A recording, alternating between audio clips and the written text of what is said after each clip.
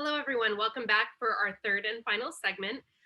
We're going to turn our attention to talking about technology and the music industry, which have had a profound impact on the development, evolution, and so forth of music, and very specifically popular music in the United States. Just to throw some numbers out there and pulling up my lecture notes once more. The music industry at this point is massive. The US has the world's largest music market of all other global markets. And just to throw some numbers out there, the music industry pulled in $4.9 billion in 2014 in retail alone. The entire revenue for performances, retail, any of that stuff totaled 12 billion in the US, and internationally that number for the industry is $40 billion. The modern music industry as we know it really started in the 1930s and into the 50s as we have records replacing sheet music, and major evolutions in technology that create the ability to record and preserve sound. The entire music industry is actually owned by only three labels that have three specific regions attached to them. Universal Music Group, which is a French group, Sony Music Entertainment, which is Japanese, and then Warner Music Group, which is from the US.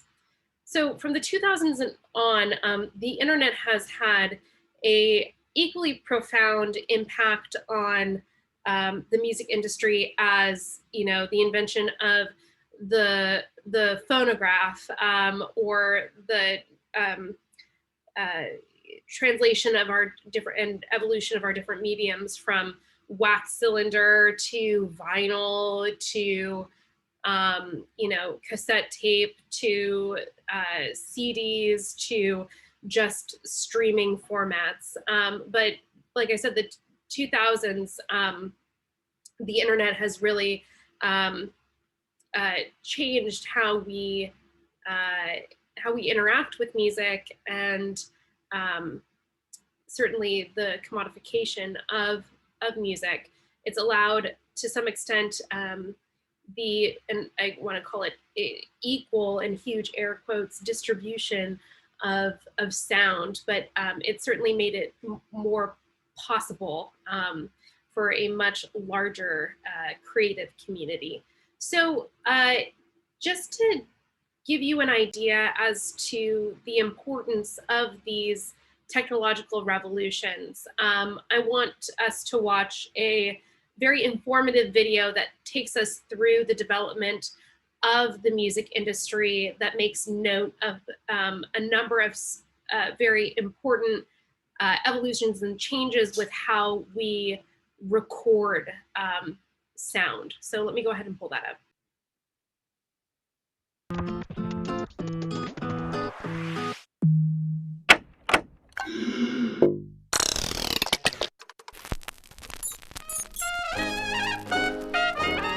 So, back to that phonograph. This was the start of it all. Mary had a little lamb, its fleece was white as snow, and everywhere that Mary went, the lamb was sure to go. Thomas Edison's invention meant that for the first time, people could listen to music from the comfort of their homes, and it could also be shared and sold. As the phonograph's popularity grew, a few enterprising Americans came together to form what is now known today as Columbia Records. Over the next 5 decades, the phonograph took different forms, from this cylinder shape to flat discs, until finally being replaced by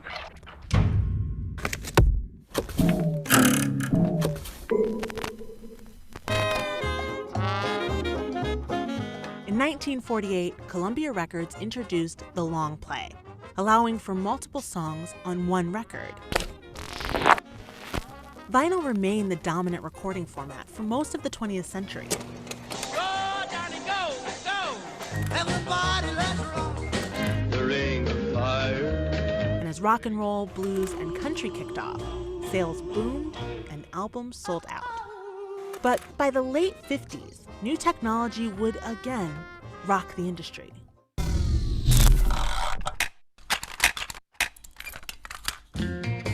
When first introduced, the RCA magnetic tape wasn't a game changer.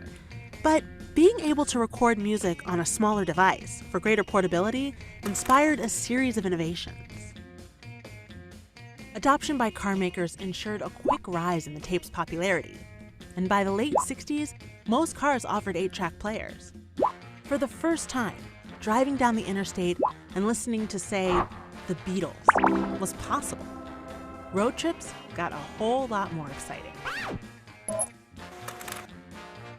But it would be Sony that changed the game with the iconic, yes. With the Walkman, listeners could take music with them whenever and wherever. Around the same time, MTV launched, giving record labels an opportunity to market their music. For artists, that meant it wasn't just about the song anymore, but the ability to offer a whole artistic package, and that became a big focus for icons like Madonna and Michael Jackson. But with the rise of the digital era came the unraveling of the cassette tape.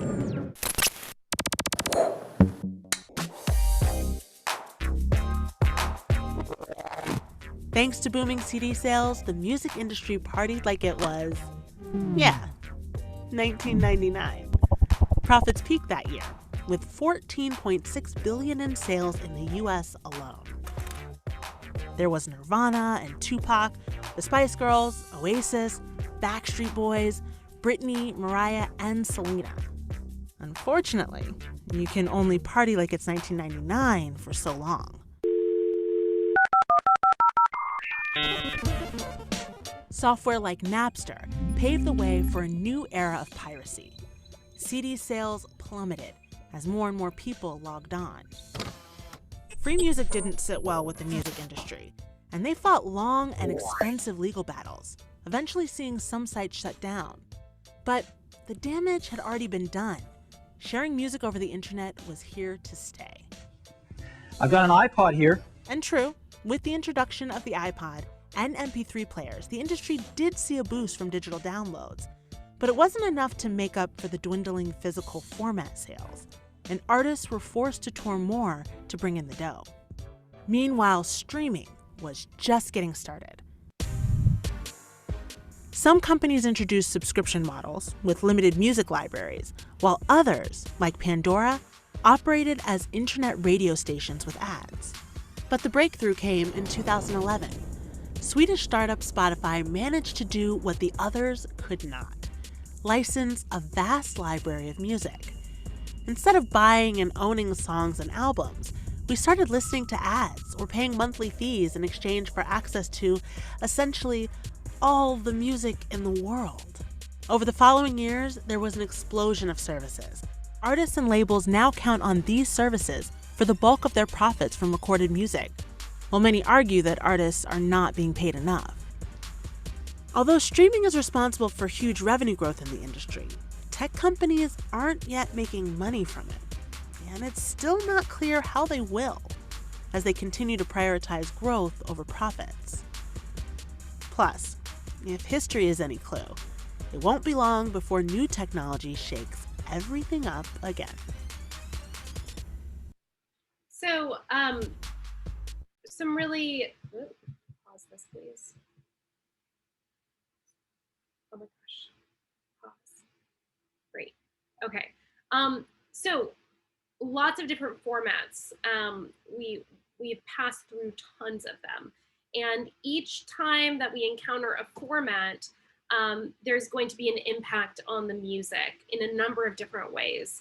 One way that the speaker doesn't elaborate on, or this video doesn't make mention of, is the idea that the medium, the way, or the limitations of the actual physical format do impact the music itself. So speaking specifically to that, music that was being recorded in the 30s and 40s being on what we would call, primitive devices at this point, ended up also having an impact on the kind of music that you would want to print on that format. So things that were easy to understand in terms of texture, nothing too complicated, nothing that was really, really intricate, easy things, melody and accompaniment. So homophonic texture, and we'll talk about that in the next lecture. But as the ability to have clarity in the medium has increased, we have more complexity in terms of the tones, the timbres, the colors that we're trying to arrive at. Thinking more about the physical medium itself, tape. I don't know if you've ever played something on tape, but tape is a physical format where you actually have to flip the tape once you get to the end of it. So there's like a side A, side B quality. This also exists for records. There's a front side and a back side. And so artists that are printing to these mediums end up thinking about side A and side B in their concept albums, for example. The CD, which does not have a side A, side B, starts to revolutionize the way that we think about the concept album as a continuous document rather than something that has a duality to it. So that's how the medium, the actual physical format, can have an impact on what you're trying to print on the physical format. Now, currently, we have no physical format sometimes that we're trying to print on. Sure, people are releasing things, both digitally and still on CD, but a lot of times, they're not really thinking of that being a barrier in terms of time length. And so, are we going to see continued long forms, for example? Time will tell. And of course, as the video left off, what might happen in the future, it seems as though we are due for another kind of technological advancement, and what will that be? I want to look at an ephemeral film, an instructional film from the 1950s that details a little bit more in depth on how a record is actually made and recorded. And that will be our last segment for today. Let me go ahead and pull it up. Feel in the mood for music? Let's go behind the scenes at this Hollywood recording studio to learn a little about how music is brought to us via the phonograph record. All set in the studio? Everything is ready in the control room, so let's go.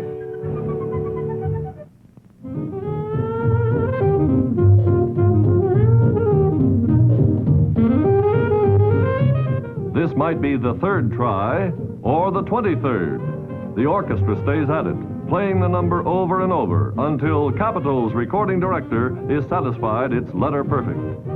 On second thought, he might decide that the first playing, the first take as it's called, was the best one after all. But that's all right, for all the takes are recorded on magnetic tape, the most accurate method of recording sound yet devised. Another advantage of tape is that all the imperfect playings can be erased and the tape used over and over again, an economy that has helped hold record prices at just about what they were before World War II. So now we have a rendition considered up to standard. The next step is to transfer it to a lacquer disc.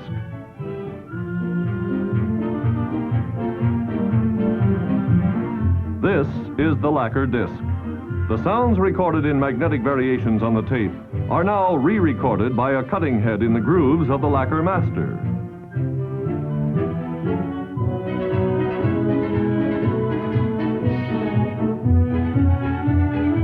To make many thousands of identical copies of this record, it must be reproduced in metal. So first, a thin facing of silver is sprayed on. This coats every microscopic indentation of every groove.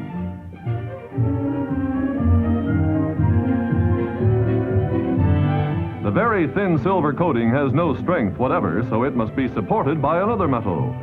This is accomplished by coating it with a copper backing in a process called electrolysis.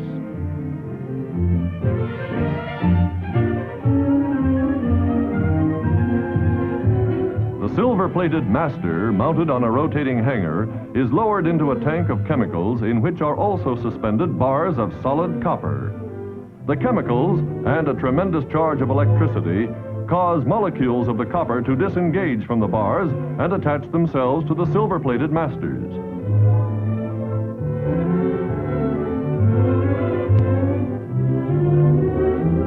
The silver-faced copper master can now be stripped off the lacquer disc.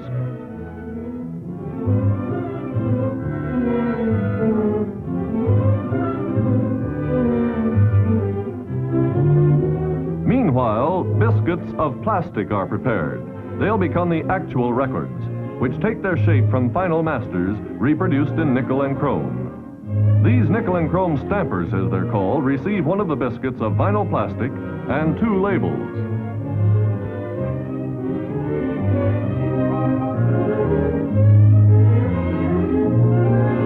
The plastic, under heat and pressure, takes on every impression of the metal.